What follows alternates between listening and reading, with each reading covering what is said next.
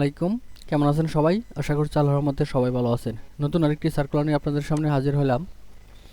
গণপ্রজাতন্ত্রী বাংলাদেশ সরকার দুর্যোগ ব্যবস্থাপনা অধিদপ্তর নিয়োগ বিজ্ঞপ্তি প্রকাশিত হয়েছে। এই সার্কুলার আপনারা বাংলাদেশের সকল জেলা হতে নারী পুরুষ উভয় প্রার্থীগণ আবেদন করতে পারবেন। এই সার্কুলার কীভাবে আবেদন করবেন, আবেদন ফি কত টাকা, আবেদন শুরু শেষ তারিখ কবে, বিস্তারিত এ টু জেড এই ভিডিওতে তুলে ধরার চেষ্টা করব। সো ভিডিওটি না টেনে শুরু থেকে শেষ পর্যন্ত দেখতে থাকুন।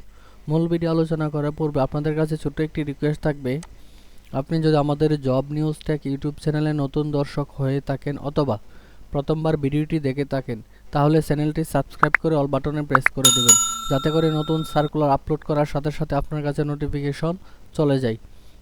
আর এই ভিডিওতে একটি লাইক দিয়ে দিবেন। চলুন আমরা বিস্তারিত দেখে নেই।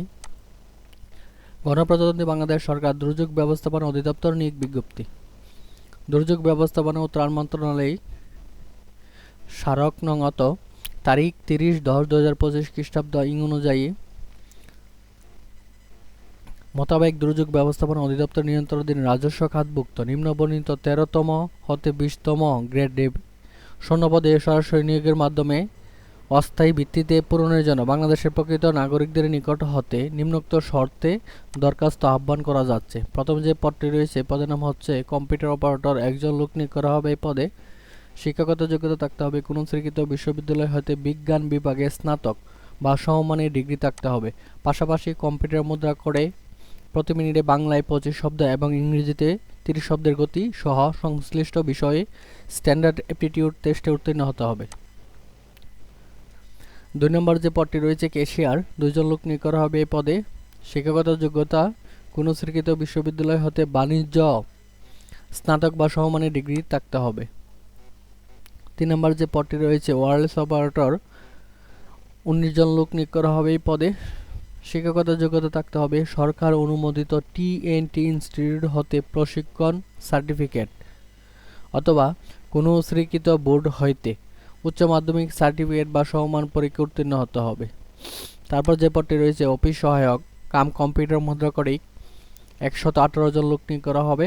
এই পদে শিক্ষাগত যোগ্যতা থাকতে হবে কোনো স্বীকৃত বোর্ড হইতে অনন্য দ্বিতীয় বিভাগ বা সমান জিপিএতে উচ্চ মাধ্যমিক সার্টিফিকেট বা সমমান পরীক্ষা উত্তীর্ণ হতে হবে। পাশাপাশি কম্পিউটার চালানোর দক্ষ অভিজ্ঞতা থাকতে হবে। কম্পিউটার মুদ্রা করে গতি প্রতি মিনিটে বাংলা 20 শব্দ, ইংরেজিতে 20 শব্দ থাকতে হবে। তারপর রয়েছে সার্বিয়ার, 2 জন লোক নিয়োগ করা হবে। সার্বিয়ার পদে শিক্ষাগত যোগ্যতা থাকতে হবে কোনো স্বীকৃত বোর্ড হতে উচ্চ মাধ্যমিক সার্টিফিকেট পরীক্ষা সহ কোনো স্বীকৃত প্রতিষ্ঠান হতে জরিপ চূড়ান্ত পরীক্ষায় উত্তীর্ণ হতে হবে। তারপর রয়েছে গাড়ি চালক, 11 জন লোক নিয়োগ করা হবে। এই পদে 8ম শ্রেণী পাস হলে এই পদে আবেদন করা যাবে, তবে বৈধ ড্রাইভিং লাইসেন্স, হালকা ও ভারী যানবাহন চালানায় 3 বছরের অভিজ্ঞতা থাকতে হবে।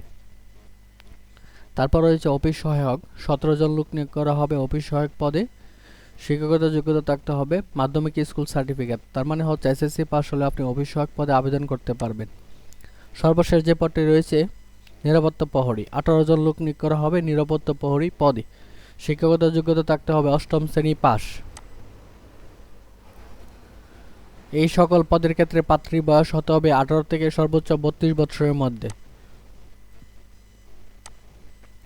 আবেদন করার সময়সীমা, আবেদন শুরুর তারিখ হচ্ছে 10/12/2025 খ্রিস্টাব্দ সকাল 10 ঘটিকা হতে আবেদনের শেষ তারিখ 9/1/2026 বিকাল 5 ঘটিকা পর্যন্ত। উক্ত সময়সীমার মধ্যে আপনাকে আবেদন করে ফেলতে হবে।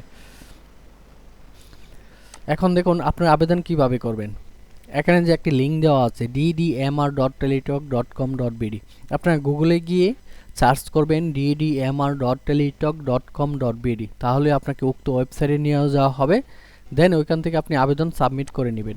আবেদনের জন্য প্রয়োজন হবে 1 কপি ছবি ও 1 কপি সিগনেচার। ছবির মাপ হতে হবে 300x300 পিক্সেল ও সিগনেচারের মাপ হতে হবে 300x80 পিক্সেল। আবেদন ফি কত টাকা, এখানে যে দেওয়া আছে ক্রমিক নং 1 হতে 6 নং পদের ক্ষেত্রে টেলিটক চার্জ সহ সর্বমোট 112 টাকা। 7 হতে 8 নং পদের ক্ষেত্রে টেলিটক চার্জ সহ সর্বমোট 56 টাকা প্রদান করতে হবে 72 ঘন্টার মধ্যে। আপনারা কিভাবে আবেদন ফি প্রদান করবেন, এখানে স্যাম্পল দেওয়া আছে, ডেমো দেওয়া আছে, আপনারা সার্কুলারটা দেখলে দেখতে পারবেন। এই ছিল এই সার্কুলার বিস্তারিত। তো অবশ্যই যদি এই সার্কুলার নিয়ে কারো কোনো প্রশ্ন থাকলে অবশ্যই কমেন্ট বক্সে জানাবেন।